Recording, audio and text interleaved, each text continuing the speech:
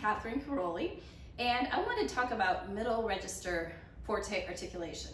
So this is something that comes up a lot and is difficult because, as we all know, our middle register tends to be quite resistant. So I want to focus on one note in particular that I think is hard to not crack, which is the E at the top of the staff. And a way to practice to ensure that this note has a lot of core and resonance while we're articulating. So the first thing that I would do is practice just the E by itself. Practice making a beautiful long tone. One thing I find really helpful on the E is to think of using the middle of my upper lip to pull or to attach more directly to my teeth to make the control in the embouchure. The last thing that I want to do when I'm playing that E is to pull back from the corners. So the more that I can focus on the middle of this, engaging the middle of my upper lip, the better off I am for the E. The other thing that I do, that I make sure that I'm doing, is that I'm not covering too much. So I like to be at least on the back third of the embouchure hole and keeping my chin up and aiming the air a little bit higher, maybe than most of you. I find that if I have an angle that I call quite open, so my lip is only covering the back and I'm turning away, I can actually lower the airstream and get a more focused sound on my E.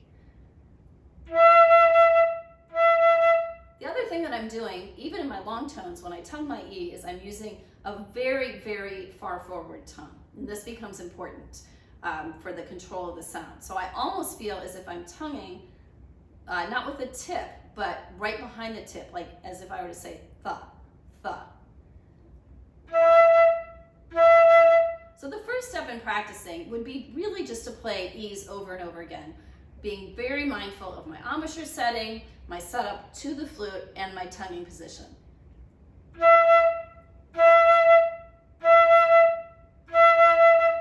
Another way you can practice the E is with a really cool fake fingering that my teacher, Mary Kay Fink, taught me.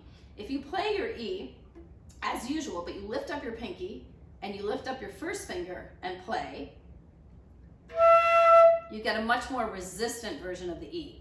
If you can control the E with this fingering well, it'll make your regular fingering E feel so easy. So I might practice just some repeated articulations on the E with my pinky and first finger lifted.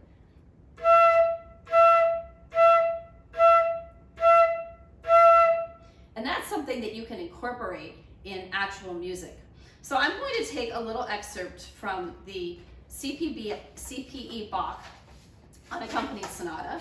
This is the 2/4 Allegro movement, and this is, first of all, measure 62. So this has a whole bunch of tongued E's. The first thing I would do is just sort of play it and establish the quality of the sound. Always the most important thing when we're playing the flute is the quality of the sound. If I feel like I'm cracking the E's or not in the center of the E, I'll just isolate those places. So for example, the second beat of measure 62,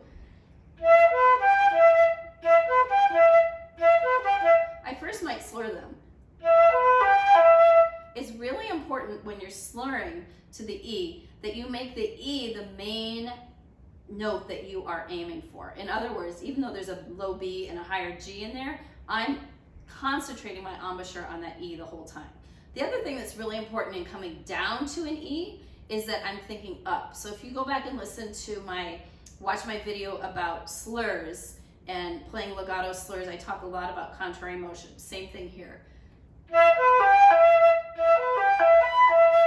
If I think down to those E's, especially when I'm articulating, they're most likely going to crack. So the next step would be to play legato tongued. And I don't know if you can see it, but I'm really thinking up and out whenever I get to those E's. This is where you can incorporate that super uncomfortable, awkward fingering.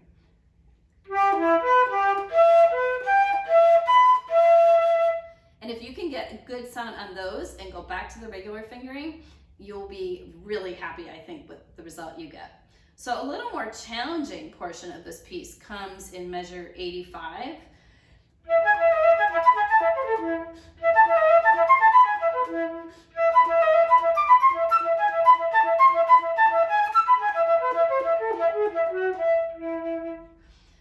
are just so many repeated E's.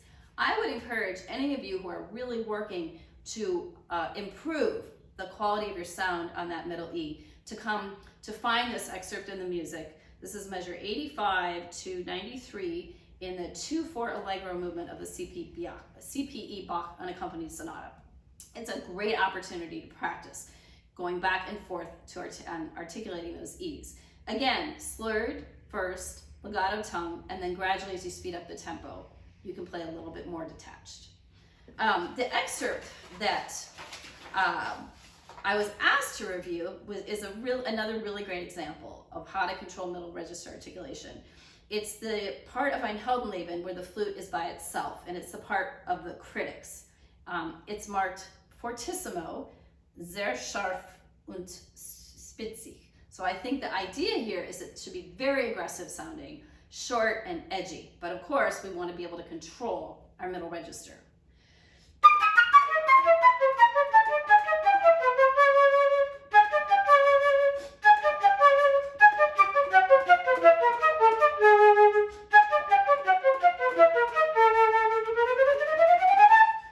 So this is another really great opportunity. I do the same thing that I did on the CPE Bach. I would play slowly first, making sure I'm really happy with the quality of sound of every note. Perhaps even slurring so I can exaggerate the contrary motion I'm going to need. And balancing the registers. Then I would go to legato tongue. I might also incorporate that E fingering that I was using from before. Another way you could approach it is just playing the low notes.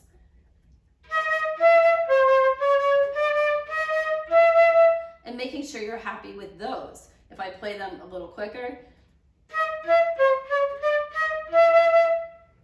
it gives me more of a challenge. And then the last thing I would do is put it all together, but still legato tongued and under tempo.